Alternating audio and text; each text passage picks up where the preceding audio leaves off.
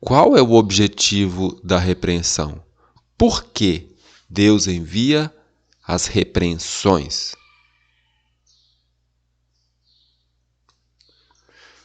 Logo depois que o rei Jeroboão ficou com o braço seco em sua ousadia em atacar o profeta de Deus, ele ficou tomado de terror e apelou ao profeta para que intercedesse a Deus por ele. Ora, Senhor, ele disse, roga para que a minha mão volte ao normal. É interessante ver como a ousadia desaparece depois que chega o castigo.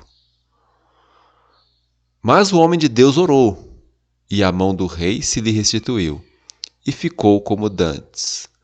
Talvez fosse aquele milagre ocorreu para que o profeta tivesse sua vida poupada.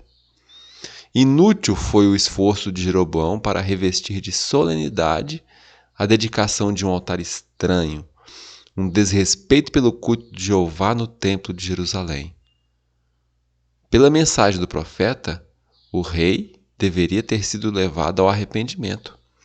Ele deveria renunciar seus ímpios desígnios, os quais estavam desviando o povo do verdadeiro culto de Deus que acontecia em Jerusalém. Tudo aquilo, o altar idólatra, era para impedir o povo de descer a Jerusalém. Mas o que aconteceu? Jeroboão endureceu o coração e decidiu seguir o caminho de sua própria escolha. Todos nós temos que tomar nossa própria decisão, as nossas próprias escolhas. E Jeroboão, apesar de todas as evidências, milagres, intervenções de Deus, ele decidiu seguir seu próprio caminho. Por ocasião da festa em Betel, o coração dos israelitas ainda não estava completamente endurecido. Muitos ainda eram suscetíveis à influência do Espírito Santo. E o Senhor decidiu que eles estavam indo rápido demais para o caminho da apostasia e deviam ser impedidos antes que fosse tarde demais.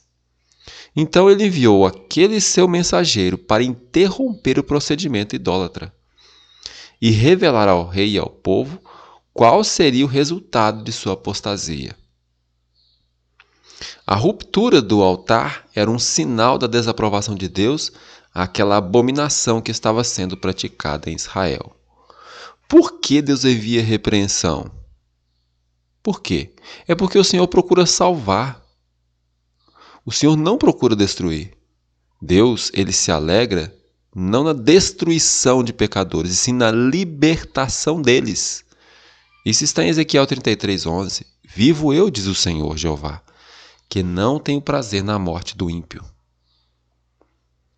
Por meio de advertências e rogos, Deus convida o obstinado a parar de praticar a maldade e voltar-se para ele e viver. Deus dá a seus escolhidos mensageiros santa ousadia para que os que ouvirem temam e sejam levados ao arrependimento. Quão firmemente o homem de Deus repreendeu o rei. Aquela firmeza era essencial. De nenhuma outra maneira podiam os males existentes ter sido reprovados. O Senhor deu a seu servo ousadia para que a impressão perdurável fosse feita nos que ouviram. Os mensageiros do Senhor não devem jamais temer a face do homem, mas sim permanecer inflexíveis pelo direito. Assim devem ser os mensageiros do Senhor. Jamais temer a face do homem.